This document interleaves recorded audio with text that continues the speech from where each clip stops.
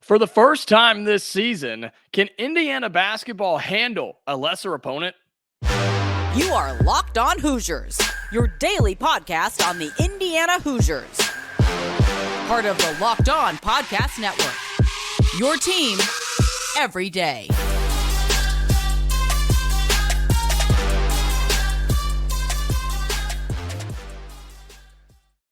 And it is the Locked On Hoosiers podcast. I'm your host, Jacob Goins. I appreciate you making Locked On Hoosiers your first listen each and every day, which is a part of the Locked On Podcast Network, which is your team every day. Today's episode is brought to you by Game Time. Download the Game Time app, create an account, and use code LOCKEDONCollege for $20 off your first ticket purchase. Well, happy late Thanksgiving. I hope you had a great holiday. Spend it with family, spend it with friends, got lots of great food, watch lots of great football and basketball. But time to talk a little bit more Indiana basketball. And the question becomes for this weekend, can Indiana basketball handle a lesser opponent for the first time this season? And I say a lesser opponent because Indiana playing Harvard on Sunday afternoon. It is home in the state of Indiana, but it's not at Assembly Hall. It is in Indianapolis. You're playing at the Gainbridge Fieldhouse, and so you're going to have a good crowd there if you're Indiana. And again, for the first time, will we see Indiana handle a team that they are supposed to handle? According to ESPN's matchup predictor, it's a 79% chance of winning for the Indiana Hoosiers, with just under 21% for the Harvard Crimson, right? But we've seen this story before where Indiana is going to be favored by double digits in this basketball game, as they should. You're going to see a heavy amount of Indiana Hoosier fans in Indianapolis for this game on Sunday. And we've seen this before where Indiana's favored over lesser teams. They're heavy favorites over lesser teams, but they haven't handled them like they were supposed to. They've all been scares. They've all been games where Indiana had to play for 40 minutes. Against Florida Gulf Coast in the opener, 69-63. Against Army, 72-64. Against Wright State, 89-80. So you've yet to beat a team by double digits this season. You, of course, lost to UConn, and then you beat Louisville 74-66. And I think that's a little bit different story, but you've yet to win by double digits. Now, does that mean a whole lot? Is that a huge, huge deal? The double digits thing, no. But not being able to handle a team that you're supposed to, yeah, that is a little bit concerning because as we talked about on the Wednesday episode, you have some games coming up that are really tough, but you also have some games coming up that are not so tough. And if Indiana can handle themselves and play some somewhat stress-free basketball, man, that would really help this team out a little bit. Make it a little bit easier on yourself, right? Go in here with some confidence coming out of the holiday and just play good basketball. Let's look at this Harvard team for just a second. They're 4-1 overall this season. Same thing as Indiana. They opened up with a team that UMass Boston is the school, and they beat them 78-50. They played at Rice and won that game 89-76. They beat Northeastern 80-56, beat UMass on the road 78-75, and then lost against Boston College 73-64. Now, they do have a game in between, right? They do have that match against Colgate. But you look at this team for Harvard, and they haven't really played anybody super, super crazy. And the stats aren't going to blow you away. This is not a team that has played significant talent yet, but they do have 4 guys that average double-digit points so far this season. That's pretty impressive. That's really impressive, actually. You have Lewis Lesman, the guard, who averages 10. You have Chandler Pig, I hope I pronounced that correctly. That is almost 12 points a game. You have a forward, Okpara, who is averaging almost 15 points a game. And then their go-to guard, Malik Mack, is scoring 21 points a game. 3 of their leading scorers, of their top 4 scorers, are guards. What does that tell you? There's a reason that I did an episode about Indiana's guard play having to be better. They're about to go up against some talented guards, and it is really easy to overlook a Harvard team that hasn't played anybody, right? That's not a big name program. It's easy to kind of overlook a team like this. And it is a neutral site, technically, right? You're not playing at home and you're not playing on an opposing team's floor. You're playing neutral site. And these types of games can always get kind of weird, right? You never know who's going to shoot well in these types of games. You never know who's going to adjust in these types of games and who's just overall going to play well in a game and in an atmosphere like this, in a newer arena, facility, gym, whatever you want to call it. But if you let this Harvard team and these guards go off on you, it could be a long day for Indiana. It absolutely could. It could be a long day for this Indiana team because, again, they have guys that can shoot and they have guys that can score. Those 4 leading scorers, here are their shooting numbers. Mack, who scores 21 points a game, he shoots 48% from the field, 84% from the line, and 45% from deep. Then you have a 40% shooter, a 50% shooter, and a 42% shooter. These guys can play, man. They can play. And I know they haven't played anybody or any talent really, but they can still play, and they've scored a decent amount of points to start this season. Right, we just listed it off. 78, 89, 80. It took 78 in overtime to beat UMass, and then 64 in their loss against Boston College. So they can score a little bit, and Indiana's guards are going to have to play well, especially on the defensive end. I look at Xavier Johnson. I look at Trey Galloway with his height, and then CJ Gunn as well to kind of be a force. But for Indiana offensively, I think Khalil Ware could have a day. I really do. I think Khalil Ware could have a day because you look at the height on this team. They do have a 7-foot center, right? They do have a 7-foot center in Matt Filipowski. Other than that, they got a couple 6'10" guys. And other than that, they don't have a whole lot of height. They have Akpara is 6'8". But Khalil Ware should have his way in this basketball game on Sunday. And I think Indiana should feed him.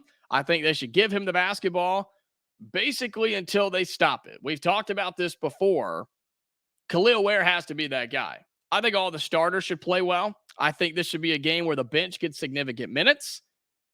Guys like CJ Gunn, guys like Gabe Cupps and Anthony Walker, I want to see them play well. And you know what? I want to see Mackenzie Mbako play well in this game. Maybe this is the coming out party we've been waiting for. Maybe this is the game where if Indiana can get control early, you can play these types of guys and maybe even play some different sets and different rotations to get guys comfortable. I don't know. But to do that, you have to handle a team that you're better than. And I do think Indiana's the better team here. I really do. But you got to handle your business. If you can do that, Indiana can get another win. And you can handle this game before you move into what's going to be a tough couple of games, right? We've talked about it. You have some tougher games coming up if you're Indiana. And you have to take advantage of games like this against Harvard, where you are the better team. Take your win, man. Take your win before you play Maryland and Michigan and Auburn and Kansas. If you can do that, I think Indiana's fine. I think Indiana will win. And I just want to see some improvement, some confidence, and maybe a little fun in a basketball game as well when Indiana takes on Harvard on Sunday.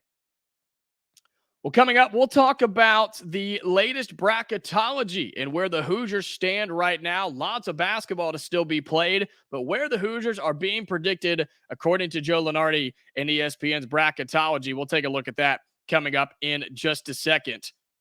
Today's episode is brought to you by eBay Motors.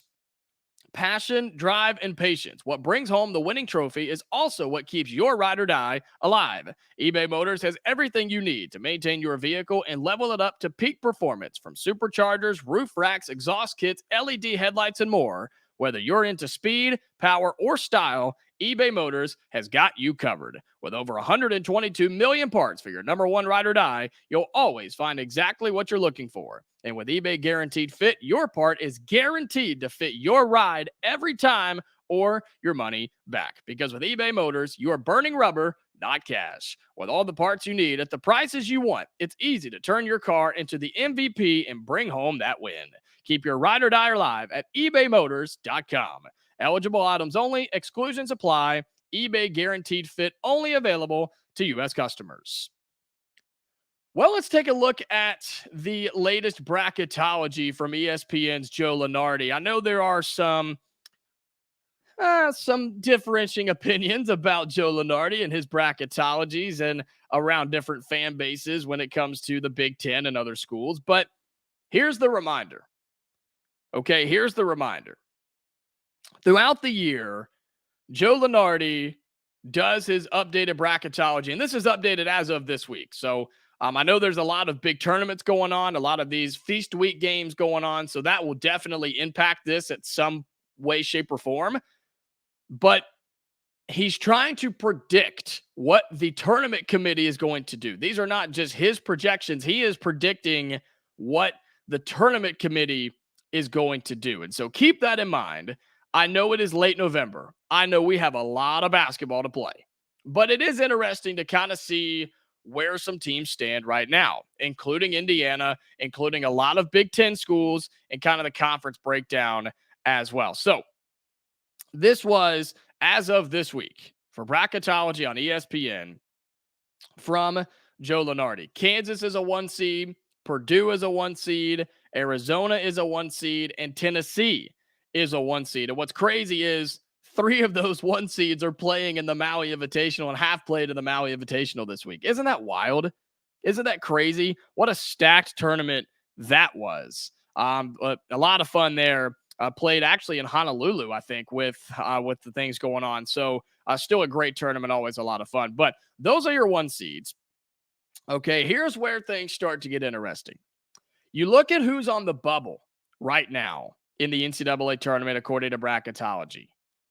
Indiana started as one of the last 4 buys. Okay, that's where they started, was last 4 buys. Now, they're one of the last 4 in the NCAA tournament, along with it is Indiana, Nevada, Michigan, and Xavier. Okay, so what that does is that puts Indiana as a 10 seed playing in the opening games, the play-in games in Dayton, Ohio. That's what that does right now. Puts them as a 10 seed against Nevada as of now in the NCAA tournament play-in games. That's not where you want to be. I know teams have done it. I know teams have made runs out of there, but you got to play the extra game and you start early, right? And so what's interesting about the bubble as a whole, which includes the last 4 buys, the last 4 in, the first 4 out, and the next 4 out, here are the teams included, all from the Big Ten. Northwestern, Ohio State are last 4 buys. Indiana and Michigan are last 4 in. And Iowa is first 4 out. That's a heavy dosage of Big Ten schools that are all on the bubble right now. Not to mention that the teams that are officially in the NCAA tournament are 8, tied with the SEC and the Big 12 as of right now in bracketology, with 8 teams in the NCAA tournament. Some of those teams include the ones we just mentioned, Illinois at 6, Indiana at that 10 spot if they were to get in. How about this? Wright State is a tournament team right now at a 15 seed. If they go on to win their conference, keep that in mind as Indiana beat them. That's a tournament win. You look at some more Big Ten schools, Michigan State at a 4 seed. Northwestern as a 10 seed, as we mentioned, one of those first 4 buys getting in. UConn, of course, is a tournament team that Indiana's already played. They're in as a 2 seed. You have, you have also Kansas, which you're going to play. Auburn's in there. You're going to be another tournament team you'll have on your resume. Ohio State, as we mentioned earlier, as a first 4 buy. There's Auburn as a 6 seed. And Purdue as a 1 seed. So the Big Ten has a chance to get a lot of teams in, or maybe not so much. And I talked about this the last time we did bracketology, where the Big Ten has a chance to be very, very well represented or possibly not so well represented. And that's sort of a scary thing because for Indiana's sake, if you do kind of limp your way through the Big Ten schedule, you want to have some of your wins and some of your losses be tournament teams, right? You want them to be those quad one wins. That term's already coming out, right, in November, and that'll be thrown around a lot more come February and March. But you want your games that you're playing in conference, you want those to be against tournament teams. You want games like Iowa and Michigan and Ohio State, right? You want those teams in Wisconsin. You want those teams to be in the NCAA tournament or at least flirting with it. So that way, if you are on the bubble come Selection Sunday, you maybe have some quality wins and you have wins over other NCAA tournament teams. Indiana's got to find a way to do that. And I know all of that's not really in your hands, but I still think it's a big deal. And if you could get Michigan and Indiana and Ohio State and Northwestern and sneak Iowa in there somehow, that's a big deal. Because the Big Ten's a good conference, man. It's a really good conference. And it's going to be deep, I think. Now, they have not had the best start to the year by any means. They have not had the best start. But I think Indiana's non-conference schedule shows you just how tough it is. Again, I mentioned Wright State's in there. Kansas is going to be near the top. Auburn, I mentioned they are predicted as a 6th seed right now. You have good games on your non-conference schedule. UConn, right? That's in there too. So Indiana's played good games, and you're going to continue to play tough games throughout the Big Ten schedule. But the Hoosiers need to, A, be competitive and win some of their games, and B, they need the Big Ten to step it up and be a good conference this year because they have 8 predicted right now. They could drop all the way to 4 if disaster strikes or if the Big Ten sort of eats itself alive, right? We see that in football a lot. We see it in basketball at times. It's possible. It's very possible. But for Indiana, as a last 4 in, as we get into the end of November and early December, they've got work to do. They have work to do. And what that tells me is there's not a lot of room for error. There's not a lot of room for error. And that's a tough spot to be in for this Hoosiers team, which it's a team that's going to make some errors, right? They're going to slip up. I think they'll beat a team or two they're not supposed to. And unfortunately, they'll probably lose to a team or two they're not supposed to. But those coin flip games, Indiana's going to have to win. If they want to be an NCAA tournament team, they have to win those 50-50 games. And they have to get better as the year goes on. If they don't, they're in trouble because you're already on the bubble. It's a lot easier to drop out than it is to work your way back in. And big wins in conference play can help you do that. A win or two in non-conference play can help you do that as well. And that's what Indiana has to do throughout this 23-24 season because you're already on the bubble. And as I said, it's easier to fall out than it is to get back in. I think Indiana has a real good chance to be a tournament team, but they have to improve as the year goes on because the Big Ten is going to be tough night in and night out. And you have to win some of those games. And Indiana's not ready for that right now. They can be, and I think they will be, but they're not right now.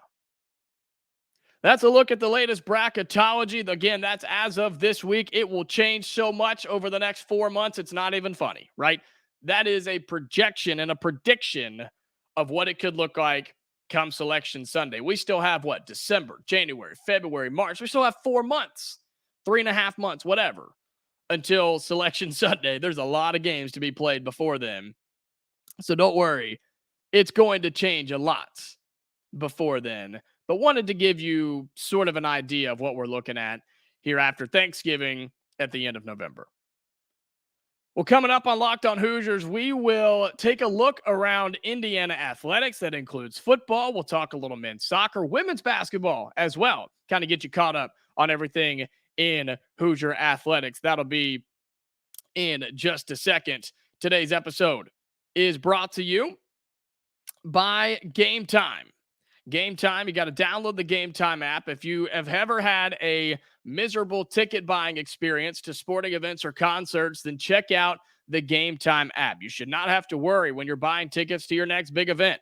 Game Time is the fast and easy way to buy tickets for all the sports, music, comedy, and theater events near you. With killer last-minute deals, all-in prices, views from your seat, and their best price guarantee, Game Time takes the guesswork out of buying tickets. They have last-minute tickets, flash deals, zone deals even, and they're easy to find and buy tickets for every kind of event in your area. And the lowest price guarantee, event cancellation protection, job loss protection, and more is what makes Game Time the go-to ticket buying app. They're obsessed with finding ways to help you save money on tickets. You can find exclusive flash deals and sponsored deals on tickets for football, basketball, baseball, concerts, comedy, theater, and much more. And the Game Time guarantee means you'll always get the best price. If you find tickets in the same section and row for less, Game Time will credit you 110% of the difference. So you can't lose by using the Game Time app. Take the guesswork out of buying tickets with Game Time. Download the Game Time app, create an account, and use code LOCKEDONCollege for $20 off your first purchase. Terms apply. Again, create an account and redeem code LOCKEDONCollege. That's LOCKEDONCOLLEGE for $20 off. Download Game Time today. Last minute tickets, lowest price guaranteed. Well, let's take a look around Indiana athletics quickly as we wrap it up and get into the weekend here on Locked On Hoosiers. We've got football, the last game of the season. Of course, Indiana football not going bowling. They've kind of struggled down the stretch. Had their opportunities, man. They had their opportunities. Just couldn't quite, I guess, put it all together. Right, and get some of those wins here at the end. But Indiana closing out football, that is, closing out with Purdue on the battle for the old Oaken Bucket. So you have that going for you. Should be an exciting game. I know both teams are not the sexiest of teams, right? Both teams are not very good record-wise and have had down years, I think. But this is a game that means a lot to a lot of people, especially in this state of Indiana, right? This is a game that people, they still care about. And I know basketball season's off and running, but it is the final football game of the year for the Hoosiers. And so I think it'll be fun. You have a 3-8 Indiana team, a 3-8 Purdue team, two teams that have literally nothing else to play for except for this game and the trophy at the end. Bad part is, Hoosiers are on the road in West Lafayette, taking on Purdue. The Boilermakers favored by 3.5. Over-unders 51.5. I couldn't tell you. I have no idea. I'm going to pick Indiana because it's an Indiana show, and I think Indiana's better. I really do. I think Indiana's a better team. I don't know what Purdue has done to really prove anything to me. They're 2-6 in conference play compared to Indiana being 1-7. They do have a win over Minnesota. Woohoo, right? But you let Northwestern beat you. Of course, Michigan did unspeakable things. Nebraska, you got beat by Nebraska by a couple touchdowns. Ohio State. I mean, look, you cannot break either one of these schedules down for Purdue or Indiana and try to make anything good out of it. Let's just be blunt here. But it should be a lot of fun just for the history. Just for the history, just for the hatred, for the rivalry. It's rivalry weekend in college football. And so sit back and enjoy it a little bit. Put it on the TV. I know other games will be going on too, but put it on the TV, Big Ten Network, and enjoy the game. It's the last one of the season. Head coach Tom Allen's talked about, what this game means for the offseason and kind of building momentum and just trying to do things the right way.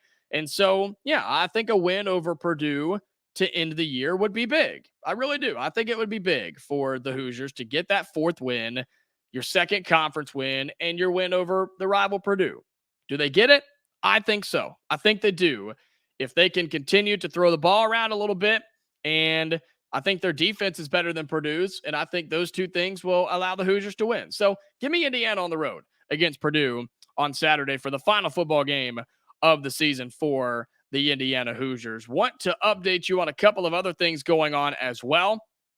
For Indiana basketball, I know we've talked a lot about that today. Some of the game times and TV networks have been released. For the Maryland game, that'll be on the Big Ten Network on Friday, December 1st at 7 Eastern Time there at Assembly Hall. You have the game against Michigan on the road on Tuesday, December 5th. That is a 9 o'clock start Eastern Time, so kind of late there. There in Ann Arbor. That's on Peacock. So if you don't have a subscription for that, you better go get one. A lot of people do, but not everybody does, so keep that in mind. The game against Auburn down in Atlanta for the Holiday Hoops Giving. That is Saturday, December 9th, and that will start at 2 o'clock Eastern Time on ESPN2. And then the game against Kansas. Huge game, right? Huge game for Indiana basketball. Saturday, December 16th. It is in Assembly Hall, 12:30 Eastern Time on CBS. A nationally broadcasted game on an early Saturday afternoon. That should be a lot of fun as well. Most of the games have been released with their start times and their TV networks.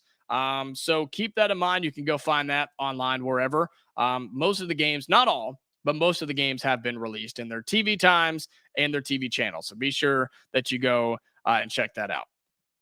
Indiana men's soccer has made it to the Sweet 16 once again.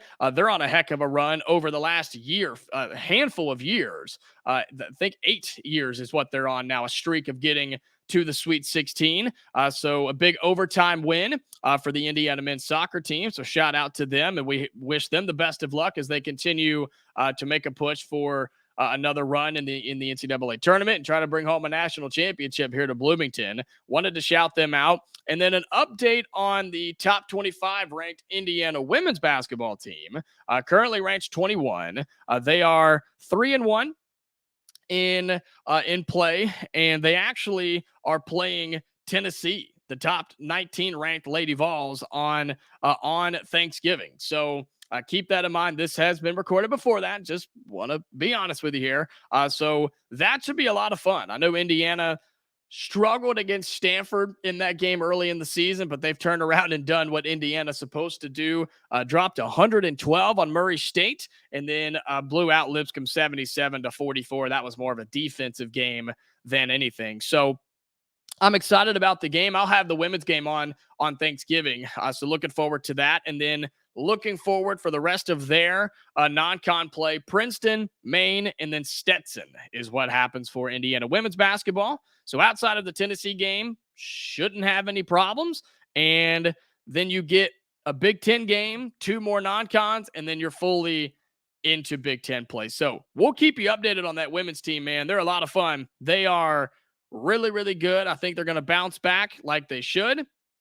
And we know just the talent on this team for Indiana women's basketball between Sarah Scalia and Mackenzie Holmes. I mean, who else is playing like that in a duo right now in women's college basketball with 18 points and 17 points for both of those ladies? And then you have Garzon, who is also averaging 10. There's not many women's teams that are doing that right now. So shout out to the Lady Hoosiers as well. Big game on Thanksgiving, and then a couple of more lower profile games before they really get going into their season as well. Well, wanted to give you an update around Indiana athletics, and that will pretty much do it for today's show here on Locked On Hoosiers. We've covered a lot, and we're getting into the weekend. I know Indiana men's basketball playing again on against Harvard on Sunday, so we'll recap that starting next week.